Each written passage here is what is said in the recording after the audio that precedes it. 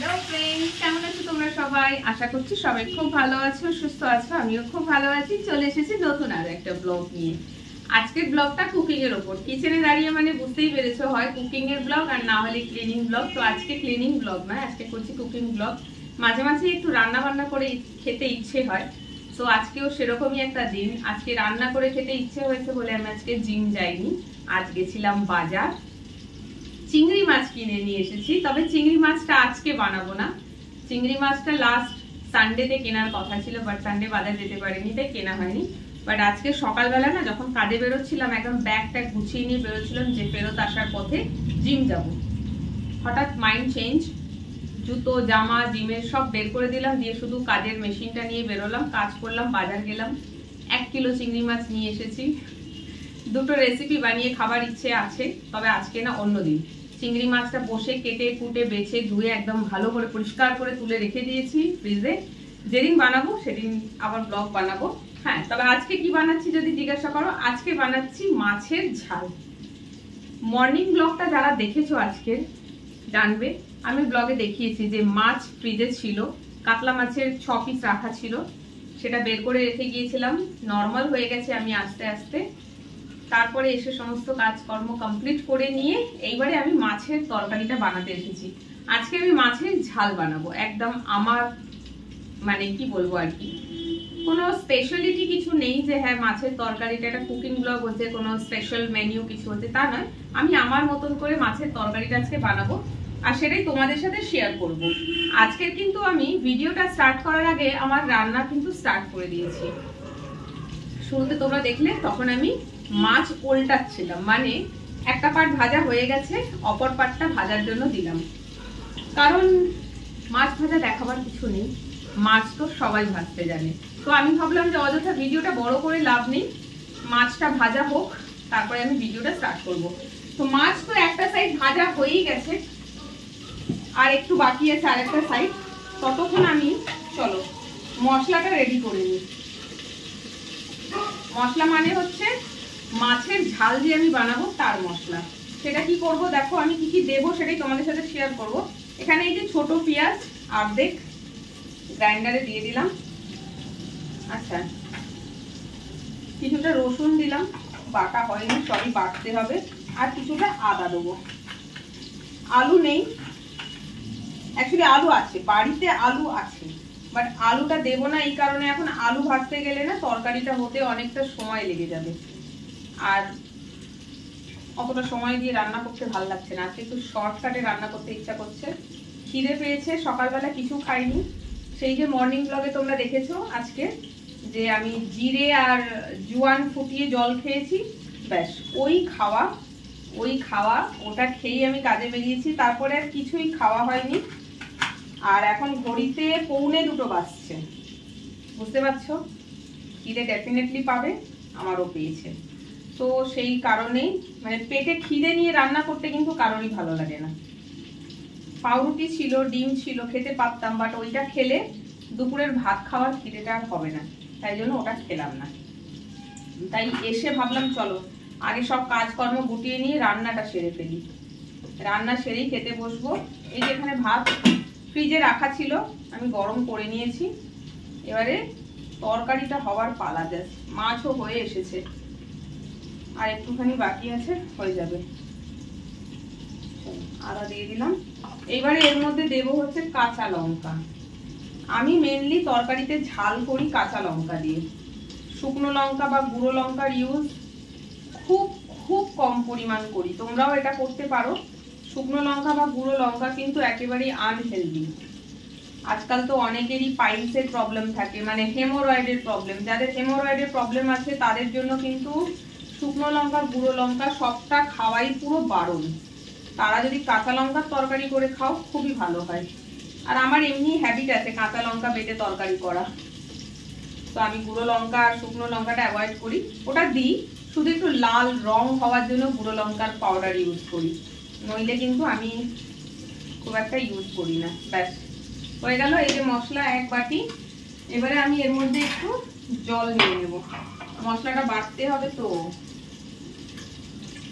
অল্প জল দিলাম। চলো এই করতে করতে আমার মাছটা ভাজা হয়ে গেছে।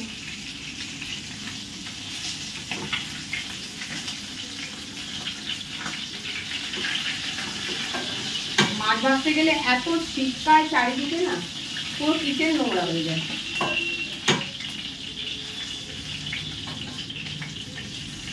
আর একটা মাছ একটু বাকি আছে।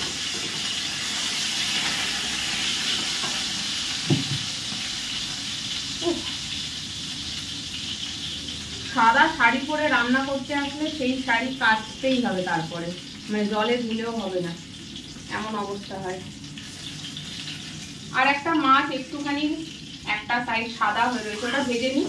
যতক্ষণ ভাজা হচ্ছে ততক্ষণ এই যে পেঁয়াজ কুচিটা দিয়ে দিই। মাছের তরকারি হচ্ছে মানে পেঁয়াজ কুচি তো দিতেই হবে, নইলে গ্রেভিটা কি করে হবে।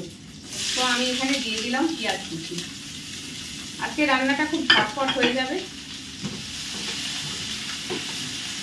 মাছটা ওদিকে হচ্ছে, ভাজা হোক। এটা যেহেতু আমার এই ফ্রাইং প্যানটা যেহেতু এরকম ফ্ল্যাট না, এর মধ্যে একসাথে 6 পিস মাছ ভাজা হয়ে গেছে, যেটা কড়াতে হতো না। কড়াতে 3টে বা 4টে করে ভাজতে হতো। তো এখানে এটা একটু ফ্ল্যাট বলে আমার খুব সুবিধা হয়, মাছগুলো অনেকটা একসাথে ভাজা যায়। তো দেখো ওদিকে মাছটা ভাজা হচ্ছে, এদিকে আমি পেঁয়াজটা দিয়ে দিলাম ভাজা হতে। চলো এবারে যেটা করবো সেটা হচ্ছে মশলাটা বেটে নিই, কারণ পেঁয়াজ ভাজা হলেই আমার এই মশলাটা দরকার পড়বে।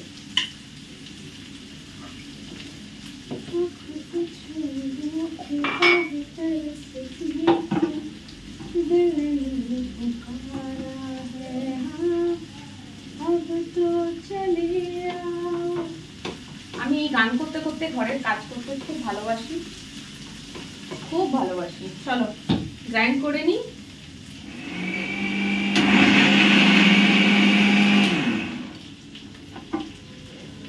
হয়ে গেছে। কিচেনটা এতটাই ছোট যে গ্রাইন্ডারটাকে এরকম আমাকে তুলে রাখতে হয় উপরে লাইন থেকে খুলে, নইলে পুরো হোয়াইট বডি দেখতেই পাচ্ছ, নোংরা হলে পরিষ্কার করা খুব মুশকিল। চলো মশলা বাটতে বাটতে এখানে মাছটা ভাজা হয়ে গেছে, মাছটাকে বের করে নিলাম। পেঁয়াজটা খুব বেশি কড়কড়ে লাল করে ভাজবো না, জাস্ট হালকা একটুখানি গোল্ডেন ব্রাউন কালার হলেই নামিয়ে নেবো। একটু তেল দিয়ে দেবো, তেল কমে গেছে।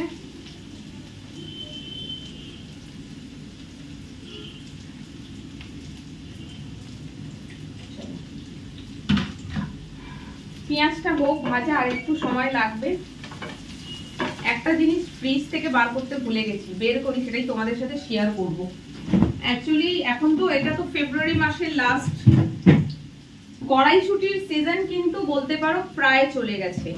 এখন কড়াইশুটি বাজারে আছে, বা সেটাও 60 টাকা 70 টাকা কিলো।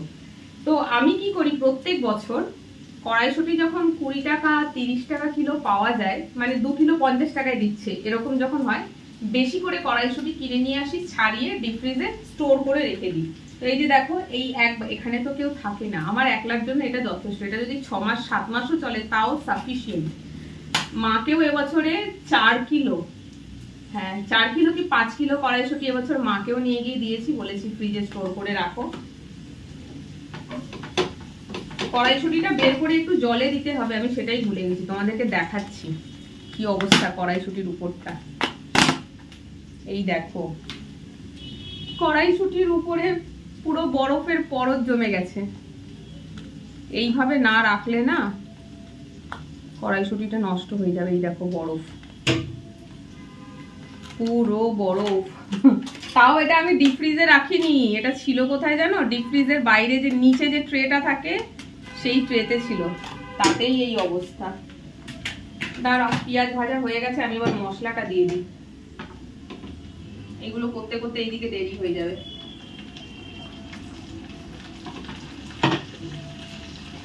একটু নুন দিয়ে দেবে। যখনই এরকম আদা রসুন পেস্ট বা পেঁয়াজের পেস্ট তেলের মধ্যে দেবে, তখন সঙ্গে সঙ্গে একটু নুন দিয়ে দেবে। তাহলে কি হবে, ওইগুলো না তেলে পড়লেই পুরো ছিটকায়, কিচেনটা নোংরা হয়। একটু তেল দিয়ে দেবে, একটু নুন দিয়ে দেবে, তাহলে আর ছিটকবে না। চলো এটাকে একটু নাড়িয়ে ছাড়িয়ে নিই, তারপরে গুঁড়ো মশলাগুলো অ্যাড করবো।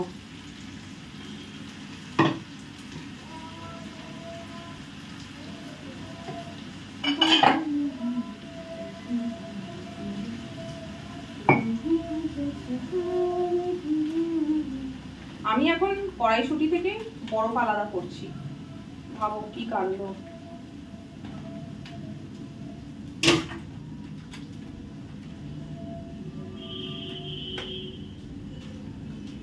এইভাবে না রাখলে কিন্তু কড়াইশুঁটি পচে যাবে, সিরিয়াসলি বলছি। ওই যেখানে খাবার রাখো সেখানে কড়াইশুঁটি রাখা যাবে না, সেখানে আমি 1 বছর রেখেছিলাম, পুরো নষ্ট হয়ে গিয়েছিল। সেই জন্য আমি এবারে ওই হয় ট্রেতে রাখি, তাও ট্রেতে রাখবে যখন তোমার ফ্রিজের টেম্পারেচারটা অনেক বেশি বাড়ানো থাকবে, মানে কুলিংটা হাইতে থাকবে তখন রাখবে, নইলে ট্রেতেও নষ্ট হয়ে যায়। তো আমার যেহেতু একদম হাইতে করা রয়েছে, ওরে বাবারে বেরোচ্ছে না কড়াইশুঁটি, সব কড়াইশুঁটিগুলো বরফ হয়ে গেছে, কড়াই ভাজা হয়ে রয়েছে। যাই হোক, এই দেখো এটাকে যেহেতু পুরো বরফ হয়ে আছে, আমি একটুখানি প্লেন জলে দিয়ে দিলাম, এটা নর্মাল হবে, তারপরে আমি রান্নায় এটা ইউজ করব। আর এই যে বক্সটা এখনো এত আছে দেখতে পাচ্ছ, আমার সারা বছর চলে যাবে। তো আগে এটাকে আমি ফ্রিজে তুলি, বাইরে রাখবো, যদি ভুলে যাই তো গেল। চলো এইবারে গুঁড়ো মশলাগুলো অ্যাড করার পালা। গুঁড়ো মশলায় কি কি দিচ্ছি দেখে নাও। দিয়ে দিলাম হলুদ গুঁড়ো, আমি নিজেই নিজের মশলা চিনতে পারছি না। দিয়ে দিচ্ছি একটু ধনে গুঁড়ো, ওকে, এই সরি ওটা জিরে গুঁড়ো ছিল, এটা হলো ধনে গুঁড়ো, ওকে। and now last but not the least লঙ্কা গুঁড়ো।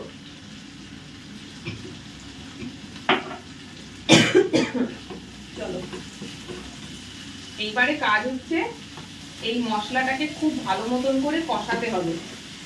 তরকারিতে শুধু এত এত তেল এত এত মশলা দিলেই যে তরকারিটা খুব ভালো স্বাদ হবে তা কিন্তু নয়। যে মশলাটা দিচ্ছ কম পরিমাণেই দাও, তেল কম পরিমাণেই দাও, বাট ওই যে মশলাটা সেটাকে খুব ভালো করে কষাবে, একটু সময় নিয়ে গ্যাসের ফ্লেম কম করে একটু ভালো করে কষাবে। কষালে দেখবে না পুরো মশলার থেকে তেল বেরোতে শুরু করবে, ব্যাস জানবে খুব ভালো করে ভাজা হয়েছে, তবেই কিন্তু তরকারির টেস্ট হবে, নইলে হবে না। চলো এবারে আমি এই যে মশলার বাটিটা ধুয়ে জল দিয়ে দিলাম,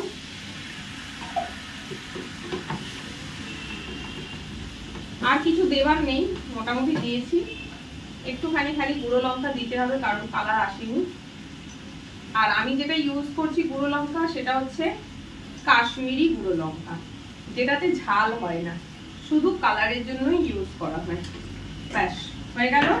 এবার আমাকে একটু সময় দাও, আমি এটাকে একটু গ্যাসের ফ্লেমটা কম করে দিয়ে খানিকক্ষণ টাইম নিয়ে, মানে 10 মিনিট মতন টাইম দিয়ে এটাকে একটু কষাই, তারপরে ফেরত আসি। প্রায় 10 থেকে 12 মিনিট ধরে মশলাটাকে কষালাম, খুব ভালো করে কষানো হয়েছে। আর ওই ফাঁকে আমি কড়াইশুঁটি দিয়ে দিয়েছিলাম, তাই তোমাদেরকে দেখাতে পারলাম না। এইবারে আমি এর মধ্যে জল অ্যাড করে দিচ্ছি। মাছের ঝাল বানাবো বললাম ঠিকই, বাট ঝালটা একদম সেই মাছের কালিয়ার মতন শুকনো হবে না, একটু মাখো মাখো মতন রাখতে হবে, কারণ ভাতটা খাবো কি দিয়ে মেখে, আমার ওই একদম শুকনো বলে খাওয়া যায় না। চলো এখানে রয়েছে 3টে গোটা কাঁচা লঙ্কা, বাটবো বলে বের করেছিলাম, এই 3টে বাটিনি, বাট এই 3টে আমি এর মধ্যে দিয়ে দিলাম। গ্যাসের ফ্লেমটা বাড়িয়ে দিলাম, এটাকে পুরো বন্ধ করে দিচ্ছি। জলটা একটু ফুটে উঠলে মাছের পিসগুলো দিয়ে দেবো। বাট সেই ফাঁকে আমি কি করবো বলো তো, ধনে পাতাটা কেটে নিই। ধনে পাতা এখনো সস্তা আছে, ধনে পাতাও কিন্তু মানে ফ্রোজেন ধনে পাতাও হয়, ধনে পাতাও চাইলে কিন্তু কড়াইশুঁটির মতন ফ্রিজে ভরে ফ্রোজেন রাখতে পারো, তার একটা আলাদা প্রসেস আছে, আমি জানি না, একটা ভিডিওতে একবার দেখেছিলাম, তবে সেটা ভুলে গিয়েছি। এত সময় কোথায় বলো তো। কড়াইশুঁটিটা ফ্রোজেন রাখা খুব ইজি, কড়াইশুঁটি ছাড়াও যদি ধোবার দরকার না পড়ে ঠিক আছে, ফ্রিজে রেখে দাও ভরে। আর যদি ধোবার দরকার পড়ে, কারণ অনেক সময় পচা গলা থাকে, কড়াইশুঁটির খোসাগুলো নোংরা থাকে, সেটা ছাড়াতে ছাড়াতে কড়াইশুঁটিতেও নোংরা চলে যায়। যদি সেরকম হয় তাহলে কড়াইশুঁটিটাকে ধুতে হবে, ধুয়ে ভালো করে ড্রাই করতে হবে, শুকনো কাপড়ে মুছে, তারপরে ফ্রিজে স্টোর করতে হবে। ভিজে অবস্থায় রাখলে ওটা পচে যাবে, মানে জল যেন না থাকে। তো এবারে কড়াইশুঁটি ধনে পাতাটা কিভাবে প্রিজার্ভ করে সেটা আমার মনে নেই, আর এগুলো করার জন্য অনেকটা সময় লাগে, বাড়িতে থাকি না, এত সময় নেই। ধনে পাতা যে আমার যে খুব অ্যাডিকশন আছে খাওয়া তা নয়, তবে হ্যাঁ ধনে পাতা পড়লে একটু মাছের ঝাল, আলুর দম, ঘুগনি এগুলোতে ধনে পাতা পড়লে সেন্টটা দারুণ লাগে। চলো জলটা ফুটতে শুরু করবে, এবারে আমি মাছের পিসগুলো দিয়ে দিচ্ছি এক এক করে মাছের পিসগুলো, কারণ মাছগুলোকে একটু ঝোলের মধ্যে ফোটাতে হবে, নইলে মশলাগুলো মাছের ভিতরে যাবে না, মাছটা ভাজা ভাজা মতন লাগবে। এই টোটাল 6 পিস আছে কাতলা মাছ, দিয়ে দিলাম। তার সাথে দিয়ে দিচ্ছি ওপর থেকে একটু ধনে পাতা, বাকি যে ধনে পাতাটা রয়ে গেল সেটা নামাবার সময় লাস্টে ওপরে ছড়িয়ে দেবো। ব্যাস, এটাকে এইভাবে চাপা দেওয়া অবস্থায় মাছের ঝোল কিন্তু হয়ে গেছে। খুব বেশি ফোটাবো না, খুব বেশি ফোটালে না মাছগুলো নরম হয়ে যায়, পরে মাছগুলো ভেঙে যায়। আর তার সাথে বেশি ফোটালে হয়ে যাবে কি, ঝোল শুকিয়ে পুরো তাল হয়ে যাবে। আর এই যে 6 পিস মাছ দেখতে পাচ্ছ, যদি 2 পিস খাই তো 3 দিন চলবে, আর নইলে 4 দিন 5 দিন চলবে। তো তার জন্য তো আমাকে একটু ঝোল রাখতে হবে, কারণ ফ্রিজে রাখলে না সব জমে যায়, আর পরে যখন এটা কাল বা পরশু দিন বের করে খেতে যাই তখন ঝোল আর কিছু পাই না, তখন সেই মাছের সাথে মশলা লেগে রয়েছে। আর আমার মাইক্রো ওভেন নেই, সেই কারণে ওই ধরনের তরকারি গরম করতে খুব অসুবিধা হয়, তাই জন্য একটু বেশি ঝোল নামাচ্ছি, যেটা শুকিয়ে পরে ঝাল হয়ে যাবে। চলো গ্যাস বন্ধ করে দিয়েছি, মাছ ভেজে রেখেছিলাম যেখানে, যে বোলটাতে, সেই বোলেই আমি তরকারিটা নামিয়ে নিলাম। এই আজকে বানালাম, 1 সপ্তাহ আমার চলে যাবে। যখনই রান্না করি তোমরা জানো একলা থাকি, বাট রান্না অনেকটা করে করি। মানে আজকে যা মাছ রান্না করেছি, এই মাছটা ধরো এখন যদি 3 জন থাকতো তো 2 পিস করে খাওয়া হতো, আর যদি 6 জন থাকতো তো 1 পিস করে কিন্তু 6 জনের খাওয়া হয়ে যেত। বাট আমি একলা খাবো, তাও এত রান্না করলাম এই জন্যই, কারণ আমি এটা স্টোর করে রাখি। এই দেখো 1 বাটি মাছের ঝোল ঝাল যাই বলো তাই হয়েছে। ব্যাস, এটাকে রেখে দিলাম, এখন খেতে বসবো না, এতক্ষণ ধরে রান্না করলাম, এখন একটু রেস্ট নেব, কিচেনটা পরিষ্কার করব। এই যে যার মধ্যে মাছটা বানালাম এটা তো পুরো তেল তেল হয়ে গেছে, এটাকে এখনই মাজতে হবে। এটাকে রেখে দিলে পরে এটা মাজা খুব মুশকিল, আর একটু দাগ ধরে যায়, যেহেতু এটা হোয়াইট কালারের, তো এটাকে আমাকে এখনই মেজে নিতে হবে। বাট তার আগে আমি চেঞ্জ করব, কারণ এই শাড়ি পরে মাজতে গেলে এই সামনের পার্টটা ভিজে যায়, হলুদ হলুদ হয়ে যাবে, নোংরা হয়ে যাবে। সো যাই হোক, চলো ভিডিওটা এখানেই অফ করছি। অনেকেই বলে থাকো কুকিং ব্লগ শেয়ার করার জন্য, হ্যাঁ কুকিং ব্লগ আমার আহামরি সেরকম কিছু হয় না, বাট কুকিং ব্লগে আমি কুকিং যেটা করি সেটা আমি আমার মতন করে রান্না করি, আর সেই ভিডিওগুলি তোমাদের অনেকের ভালো লাগে, কিন্তু তোমরা বলো শেয়ার করো কি রান্না করছো, সেটা তোমার কুকিং ব্লগ বানাও। তো আজকে মাছের ঝোল বানালাম, সেটাই তোমাদের সাথে শেয়ার করলাম। দেখো ভিডিওটা কেমন লাগলো বলো। আচ্ছা, কিছুদিন আগে আমাকে অনেকে বলছিলে যে আমি যখন রান্না করি খুব ঘেমে যাই, সেটা ভালো লাগে। আজকে রান্না করলাম, ফ্যান চালিয়ে কিন্তু রান্না করিনি, তাও ঘাম হয়নি, কারণ ঘাম হওয়ার মতন অতটা গরম নেই। মে মাস জুন মাস আসতে দাও, তখনই রান্নাঘরে দাঁড়ানো যাবে না, রান্নাঘরে এসে দাঁড়াতে গেলে পুরো ঘেমে চান হয়ে যাব। তো ঘাম আর হলো না, তার জন্য একটু ওয়েট করো, গরম পড়তে দাও, তারপরে হবে। আর ততক্ষণ তোমরা এই ভিডিওটা দেখো, কেমন লাগলো কমেন্ট করে জানিও। টাটা।